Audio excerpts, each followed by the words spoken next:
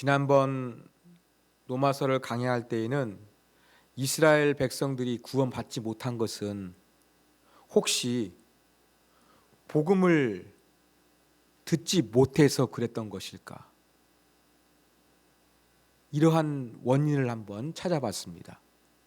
이스라엘이 구원받지 못한 것은 복음을 들을 만한 기회가 없거나 또 복음이 너무 어려워서 이해하지 못하는 것은 아니다.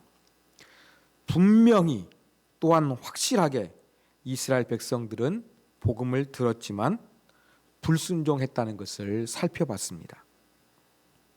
이렇게 하나님의 특별한 선택을 받은 이스라엘이 예수 그리스도를 통한 구원을 거부했습니다. 대신 이방인이 구원을 얻게 된 것이죠. 자, 그렇다면 이스라엘을 향한 하나님의 약속은 폐기가 된 것일까요? 하나님은 이스라엘을 버리신 것일까요? 이러한 이스라엘의 완고한 불신앙은 하나님의 약속을 무효로, 신실하신 하나님을 무효로 만든 것일까요? 아니면 하나님은 그 완고한 마음을 가진 이스라엘 백성들의 마음을 변화시킬 수 있는 능력이 부족하신 것일까요? 하나님이 만일 이스라엘을 버리셨다면 왜 일부러 선택하신 것일까요? 이렇게 여러 가지 의문과 질문이 제기가 될 수 있습니다. 자, 이러한 의문과 질문에 대하여 사도 바울이 해답을 제시하고 있는데 이것이 오늘 본문에 기록되어져 있습니다. 자, 쉽게 말해서 하나님은 이스라엘을 버리셨는가?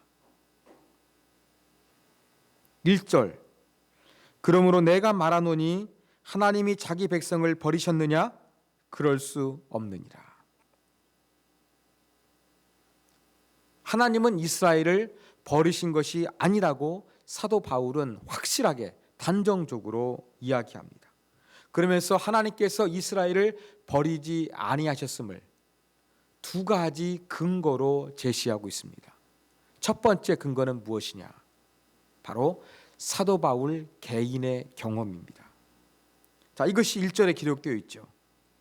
나도 이스라엘인이요 아브라함의 씨에서 난 자요 베냐민 지파니라.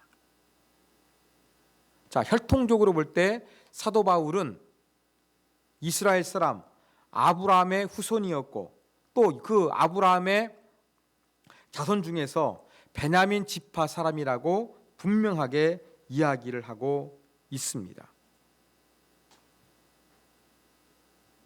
왜 사도 바울은 하나님이 이스라엘 버리지 아니하셨다는 것을 이렇게 자기 개인적인 경험을 언급하는 것일까요?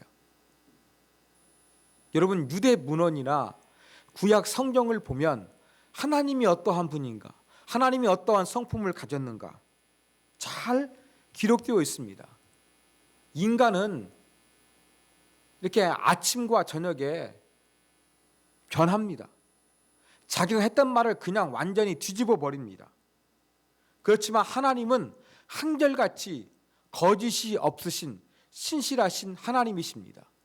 이러한 기록이 유대 문헌이나 성경에 많이 있는데 이러한 성경 구절을 제시하는 것이 아니라 왜 사도 바울은 자기 자신을 제시하고 있는 것일까요? 사도 바울이 자기의 개인적인 경험으로 볼 때 이스라엘을 버리지 않은 것이 너무나 확실했기 때문입니다. 사도 바울은 그것을 자기의 삶을 통해서 강조하고 싶었어요. 자, 한번 생각해 보십시오. 예수 믿기 전에 사도 바울은 어떠한 사람이었습니까? 사도 바울은 율법을 철두철미하게 지키는 바리새파 사람이었습니다. 그리고 율법을 지키지 않은 사람을 가만히 놔둘 수 없는 열성 분자였습니다. 율법을 지키지 아니하고 예수를 믿는 자들, 그들을 옥에 가두고 그들을 돌로 쳐 죽이게 만들었습니다. 초대교회 스데반이 순교할 때 그때 그 자리에 있었던 사람이 누구입니까? 바로 사도 바울이었습니다. 그리고 예수님을 만나게 되는 다메섹으로 가는 길, 그 길 가운데 예수님 만나게 되는데 그것도 왜 그가 다메섹으로 향하고 있었습니까? 예수 믿는 사람을 핍박하기 위해서 그렇게 가고 있던 것입니다. 그런데 이렇게 예수 믿는 사람들을 핍박하고 돌로 쳐 죽였던 사도 바울이 어떠한 고백을 하느냐? 자, 갈라디아서 1장 13절에서 15절 같이 한번 읽겠습니다. 시작. 내가 이전에 유대교회에 있을 때에 행한 일을 너희가 들었거니와 하나님의 교회를 심히 박해하여 멸하고 내가 내 동족 중 여러 영갑자보다 유대교를 지나치게 믿어 내 조상의 전통에 대하여 더욱 열심히 있었으나 그러나 내 어머니의 태로부터 나를 택정하시고 그의 은혜로 나를 부르신 이가. 자, 아까 제가 설명드렸던 것처럼 사도 바울이 얼마나 유대교에 열심히 했는지, 그리고 얼마나 예수 믿는 사람들을 핍박했는지 지금 자기가 시인하고 있잖아요. 이렇게 엄청나게 예수 믿는 사람들을 죽이고 핍박했던 사람이 어떠한 존재라고요? 자기의 어머니 태로부터, 즉 어머니가 자기를 임신하고 있을 때부터 하나님께서 자기를 택한 사람이라고 이야기를 하고 있는 거예요. 내가 비록 숨기고 싶고 부끄러운 이 예수 그리스도를 믿는 사람을 핍박했던 과거를 가지고 있지만 하나님은 그 이전부터 나를 선택하시고 나를 사랑하시고 나를 아름답게 사용하실 계획을 가지신 분으로 사도 바울은 고백을 하고 있다는 것입니다. 아니 어떻게 하나님이 멋지게 사용하실 사람이 하나님의 믿는 사람을 돌로 쳐 죽이고 어떻게 교회를 핍박하는 경험을 가질 수가 있겠습니까? 너무나 극과 극 아니겠습니까? 이 너무 말도 안 되는 극과 극처럼 보이는 이 두 가지 모순처럼 보이지만 사도 바울은 뭐라고 고백합니까? 내가 비록 숨기고 싶은 부끄러운 과거를 가지고 있었지만 이러한 나 자신을 어머님의 뱃속에서부터 선택하신 하나님의 그 계획을 볼 때 이스라엘 하나님께서 버리신 것은 아니라는 것을 사도 바울이 확신하고 있는 거예요.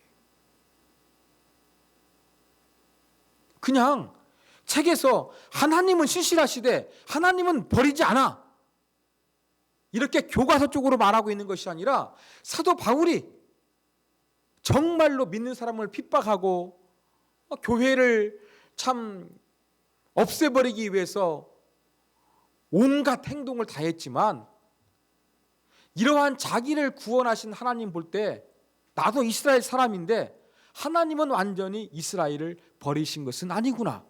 그렇게 사도 바울은 확신할 수가 있었던 것입니다. 자, 두 번째 근거는 구약시대의 한 사건을 예로 들고 있습니다. 사도 바울은 지금 하나님이 이스라엘 버리셨다는 것을 뭐 어렵게 막 성경 구절을 찾아가지고 제시하는 것이 아니라 아주 실제적인 예를 들어서 제시하고 있어요. 첫 번째는 사도 바울 자기 자신의 놀라운 변화를 이야기했다면 두 번째는 구약시대 때의 그 역사를 한 가지 가져와서 이야기를 합니다. 여러분, 구약 이스라엘 역사를 보면 하나님께서 이스라엘을 버리셨던 것 같은 영적인 암흑기가 있었습니다. 우상이 득실거리고 믿는 사람이 숨어버려야만 했던 그러한 신앙적으로 힘들고 어려웠던 암흑기가 있었습니다. 그때가 언제냐? 바로 아합 왕이 통치할 때였습니다. 자, 이 영적인 암흑기 속에서 선지자 엘리야가 하나님의 살아계심을 보여주기 위해서 어떻게 합니까? 능력 대결을 합니다. 무려 850대 1로 누가 진짜 신인지 이 제단에 불을 임하게 한번 해보자 라고 하면서 그렇게 능력 대결을 합니다. 제단의 불, 엘리야는 물을 찌그러 버립니다. 여러분, 나무 덩이에다가 물을 부어버리면 나무가 타겠습니까? 안 타겠습니까? 탈 리가 만무하지요. 그런데 엘리야가 물을 붓고서 간절히 기도하니까 제단 위에 하나님께서 불로 임재하셨습니다. 놀라운 능력을 행하셨어요. 이러한 이야기를 듣고서 아합 왕의 아내 이세벨이 있었습니다. 이세벨이 엘리야를 죽이려고 합니다. 그러니까 엘리야가 갑자기 겁을 먹고서 막 도망가 버립니다. 도망간 곳 하나님께서 엘리야를 부르십니다. 그러니까 엘리야가 뭐라고 이야기합니까? 자, 열왕기상 19장 10절과 14절에 보면 똑같은 말씀, 하나님 앞에 반복해서 엘리야가 하는 말이 있습니다. 이스라엘 자손이 주의 언약을 버리고 주의 제단을 헐며 칼로 주의 선지자들을 죽였음이오며 오직 나만 남았거늘 그들이 내 생명을 빼앗으려 하나이다. 나 죽이려고 하는데 지금 나만 하나님 믿는 사람으로서 홀로 남아있다고 이야기합니다. 얼마나 외로웠겠습니까?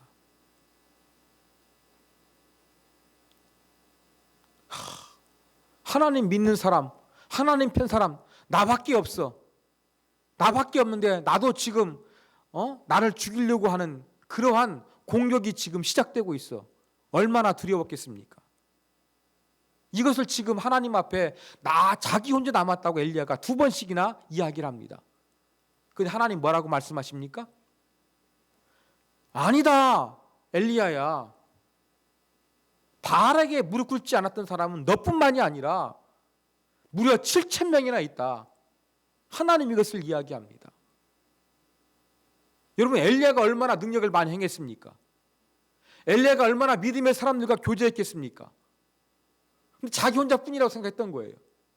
그렇지만 엘리야의 눈에 보이지 아니했지만, 능력이 많은 엘리야가 알 수 없었지만 신실하게 하나님을 섬기고 있는 사람이 무려 7,000명이나 숨겨져 있던 것을 나중에 엘리야가 하나님의 음성을 통해서 깨닫게 된 것입니다.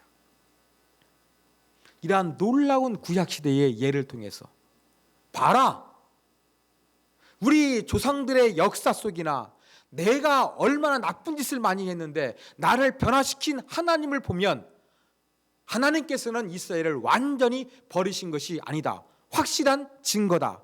그렇게 지금 사도 바울이 설명을 했습니다. 여러분, 나무를 베어버리면 어떻게 됩니까? 나무가 겉으로 보면 죽은 것처럼 보입니다. 그렇죠. 나무를 딱 잘라버리면 가지도 없고 나뭇잎도 없습니다. 아무것도 없으니까 그냥 우리 눈에 볼 때에는 그냥 생명을 잃고서 죽은 것처럼 보입니다. 근데 그 나무가 죽은 것입니까? 아니잖아요. 왜요? 나무가 가지도 없고 잎사귀도 없지만 그 뿌리가 살아있어가지고 그 안에는 생명력을 가지고 있는 것입니다. 바로 이스라엘의 상태가 그랬습니다. 겉으로 볼 때에는 하나님을 거부한 것 같으니까 하나님께서 이스라엘을 버리신 것 같이 착각할 수도 있습니다만, 사도 바울의 경우를 보거나 엘리야가 몰랐던 바알에게 무릎 꿇지 아니했던 7,000명이나 되는 신실한 사람이 있었던 것처럼 그 신앙의 뿌리는 여전히 남겨져 있던 것입니다. 자, 이렇게 하나님께 신실하게 믿음을 고백하며 남겨진 사람을 남은 자라고 이야기합니다. 그래서 구약에서 신학적으로 남은 자가 상당히 중요합니다. 이 남은 자를 통하여 하나님은 역사를 이루어 가시는 분이십니다. 겉으로 볼 때에는 하나님의 계획이 어긋난 것 같고 하나님의 계획이 물거품이 된 것처럼 보입니다만 그것이 아니라 하나님은 소수입니다만 남은 자를 통하여 역사와 하나님의 뜻을 반드시 성취하여 가시는 분이십니다. 그러므로 이스라엘 백성들이 지금 예수 그리스도를 통한 구원을 거부하고 있어요. 이것은 하나님의 실패입니까? 아니라는 겁니다. 그 누구의 실패입니까? 이스라엘의 실패라는 것을 사도 바울이 지금 주장하고 있습니다. 자, 남은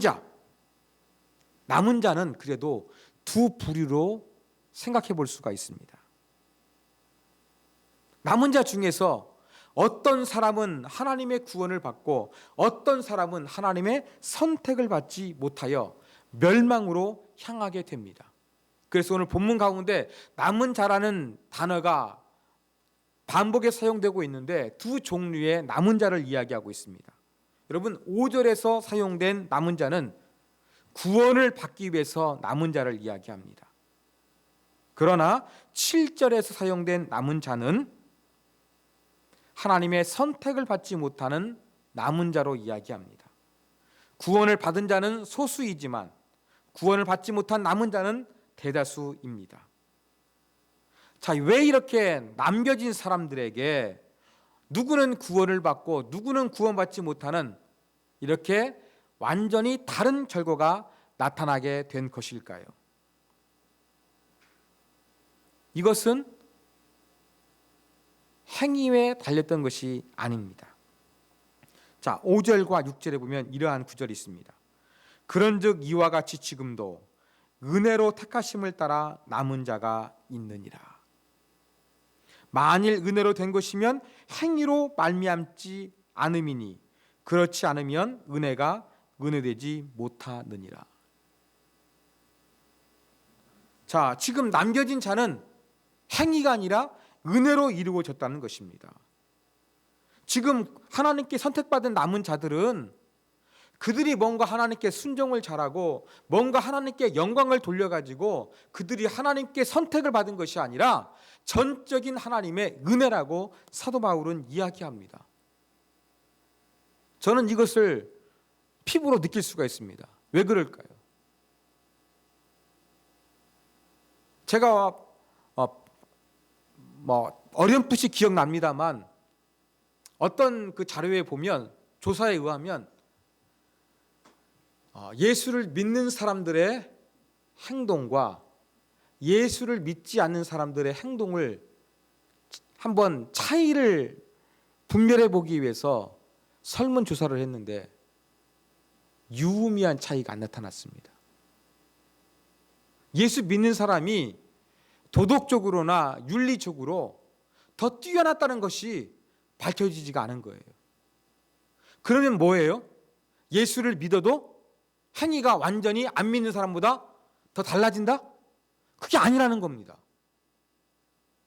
이러한 설문조사 결과가 있는 것처럼 우리가 하나님께 선택받아 구원받게 되는 것은 뭔가 우리가 도덕적이고 윤리적이고 신앙적이고 하나님 앞에 충성하고 봉사했기 때문에 구원받은 것이 아니라 전적인 하나님의 은혜라고 사도 바울은 이야기를 하고 있는 것입니다.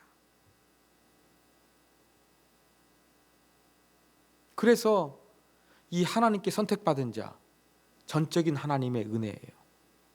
그런데 하나님의 선택을 받은 자가 숫자적으로 볼 때에는 상당히 적습니다. 세상을 이끌어가는 힘, 누구입니까?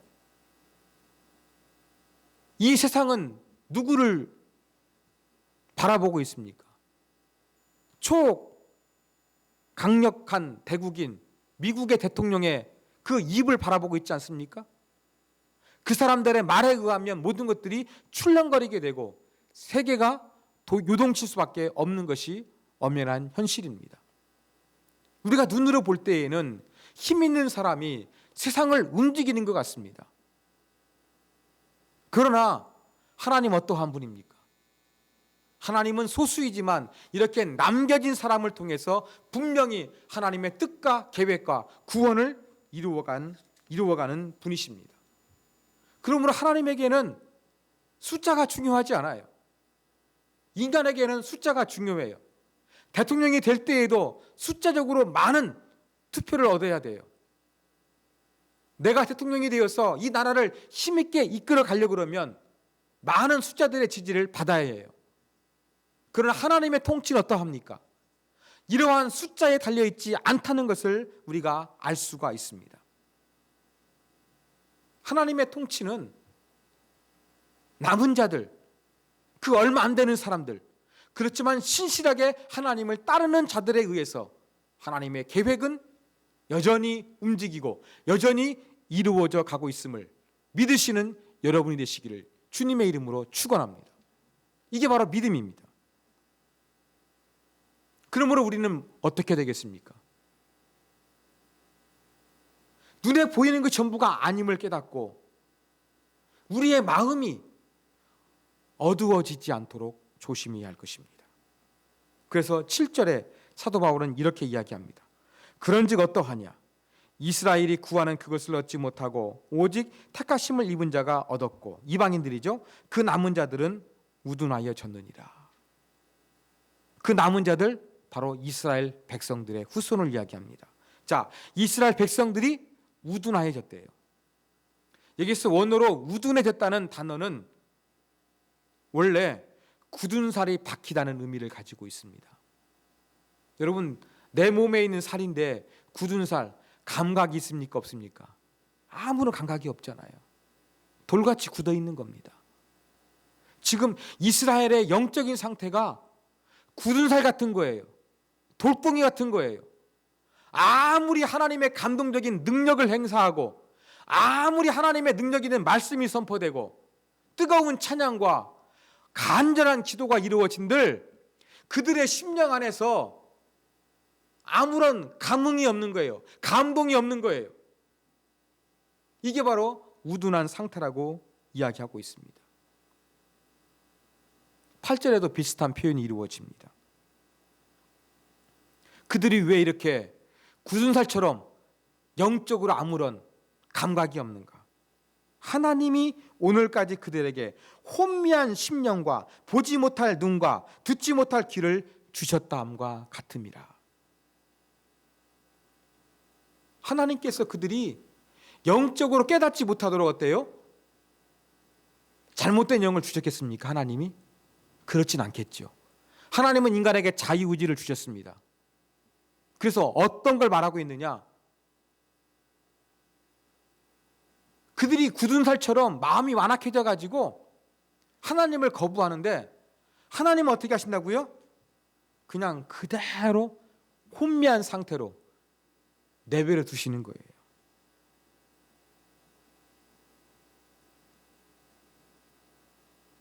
그리고 9절과 10절에서도 이러한 내용이 또 반복되고 있습니다. 아까 8절은 선지서에 있는 이사야의 말씀이에요. 그런데 이제 9절과 10절은요, 이제는 시편의 말씀을 인용합니다. 또 다윗이 이르되 그들의 밥상이 올무와 덕과 거치는 것과 보응이 되게 하시옵고 그들의 눈은 흐려 보지 못하고 그들의 눈은 항상 굳게 하옵소서 하였느니라. 자, 시편 69편인데요. 사도 바울이 고난 중에 자기를 힘들게 하는 사람들을 저주하며 하나님 앞에 기도하는 내용입니다.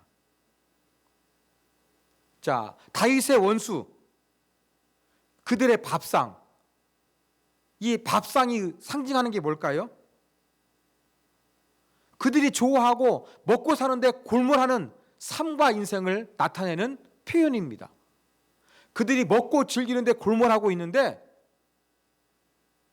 그 결과가 먹고 즐기는 것이 오히려 독이 되고 오히려 그들을 더욱더 해치는 결과를 가져오게 해 주십시오. 지금 사도 바울이 지금 다윗이 이러한 기도를 드리고 있는 거예요. 먹고 즐기는 것이 좋아 보이지만 이 영적인 분별력이 없어가지고 그것을 계속하게 하나님 내버려 두십시오. 이것이 바로 다윗의 기도였습니다. 여러분, 사랑하지 않은 사람에게 무관심이 정말로 무섭습니다. 관심을 두지 않으면 버림받은 것 같고, 무관심은 정말로 사람을 외롭게 합니다. 지금 다윗이 그러한 기도를 지금 드리고 있는 거예요. 그들의 눈이 흐려진 것, 영적인 분별력을 상실한 것을 의미하고 있는 거예요. 분별력이 없이 먹는 거, 즐기는 거, 이것이 정말로 인생의 전부인 줄 알고 그것만을 위해서 살도록 하나님께서 가만히 내버려 두시라는 것입니다. 그런데 그 결과가 뭐예요? 멸망과 파멸과 죽음의 길인데, 그것을 알지 못하고 계속 먹고 즐기는 거 계속하게 해주십시오. 이것이 바로 다윗의 기도였던 것입니다.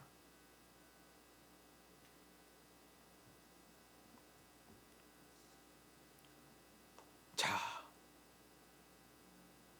이스라엘 하나님께서 버리셨습니까? 바울의 말에 의하니까 버린 것이 아니었어요. 바알에게 무릎 꿇지 않던 7천 명의 사람들, 사도 바울의 놀라운 변화, 이런 것들을 볼 때에 하나님은 이스라엘 분명히 버리지 아니하셨어요. 하나님은 남은 자를 통하여 하나님의 계획을 여전히 완성시켜 가고 계시는 살아계신 하나님이십니다. 그런데 인간의 편에서는 의문이 생길 수밖에 없는 거예요. 어떤 의문입니까? 아니, 왜 하나님은 누구는 하나님의 자녀로 선택하시고 누구는 왜 나쁜 짓을 하고 먹고 즐기며 쾌락을 주는 삶을 할 수 있도록 그대로 방치해 두시는 것일까? 정말 사랑의 하나님이라고 하신다면 먹고 즐기는 이러한 사람들도 깨닫고 돌이킬 수 있도록 하나님이 성령으로 역사하셔야 되지 않을까? 여러분, 이러한 의문이 들 수가 있습니다.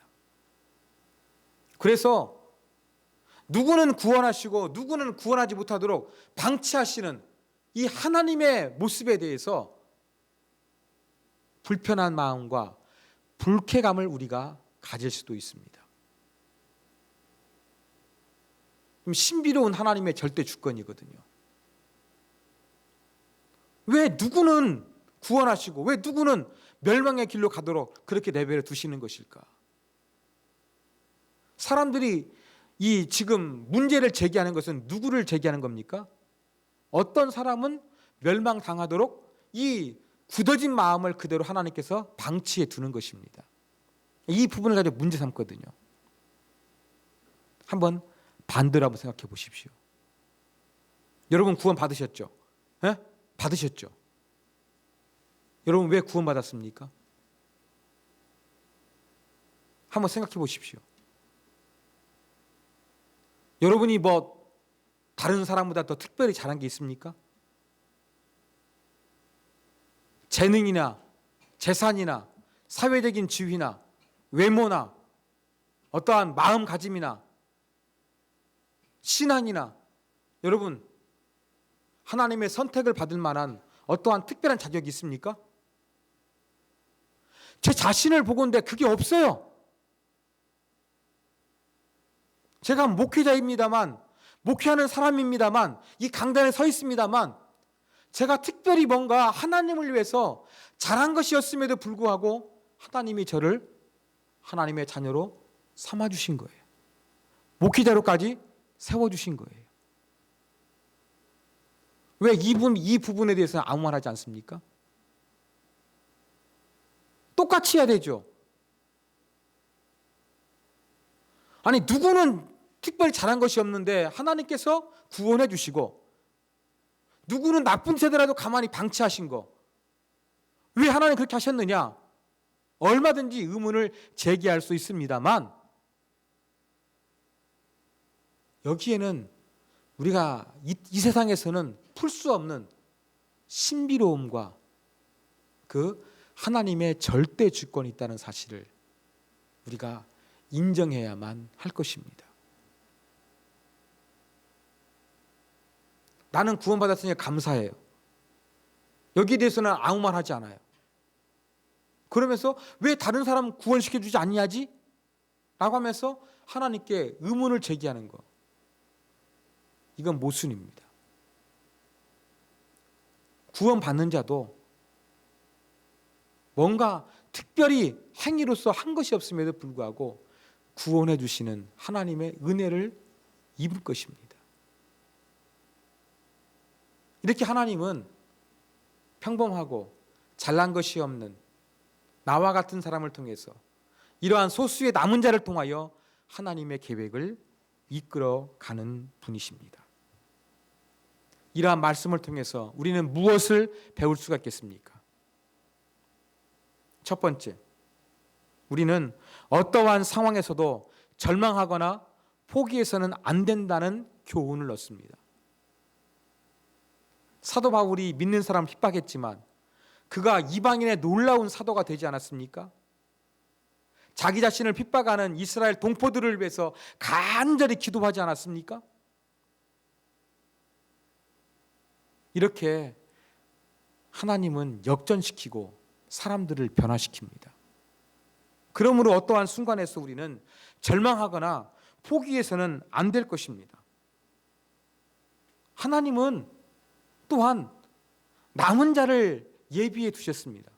그리고 소수이지만 이러한 남은 자를 통하여 하나님의 역사를 이루어 가십니다. 그러므로 우리는 결코 포기하지 말아야 합니다. 사랑하는 여러분, 눈에 보이는 하나님의 나라가 우스워 보입니까? 세상이 전부인 것 같고 하나님은 계시지 않는 것처럼 느껴지지 않습니까? 절대 이런 생각하지 마시기 바랍니다. 하나님은 역사를 분명히 이끌어 가시는 살아계신 하나님이십니다.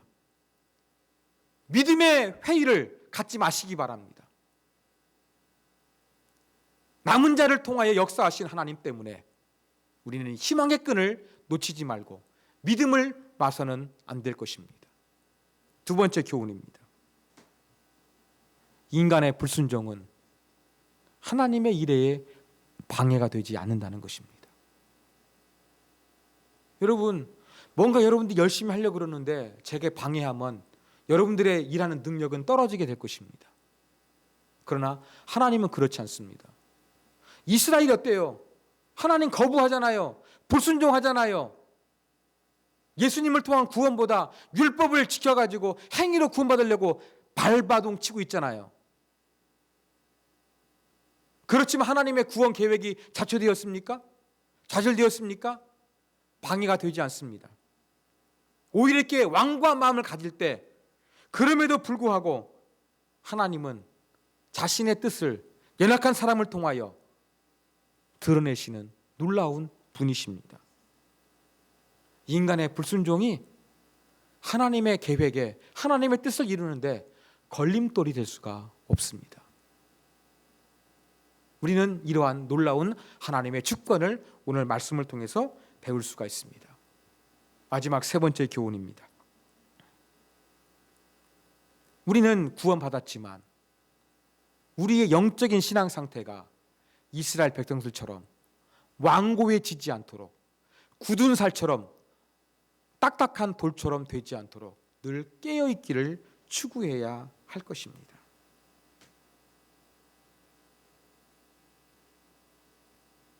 나는 구원받았으니까 성경책 안 읽어도 예배 안 드려도 기도 안 해도 열심히 안 해도 되겠지. 이러한 생각을 하다 보면 우리의 영적인 분별력이 흐려집니다. 이스라엘의 잘못된 신앙의 길을 뒤따라갈 수가 있습니다. 그렇지 않기 위해서는 늘 우리가 이렇게 예배를 드리고 기도하고 하나님 말씀을 사모하면서 깨어있는 신앙이 정말로 중요하다는 사실을 기억하시면서 바빠도 날씨가 더워도 할 일이 많아도 하나님을 만나는 것에 소홀하지 아니하는 저와 여러분이 되기를 주님의 이름으로 축원합니다.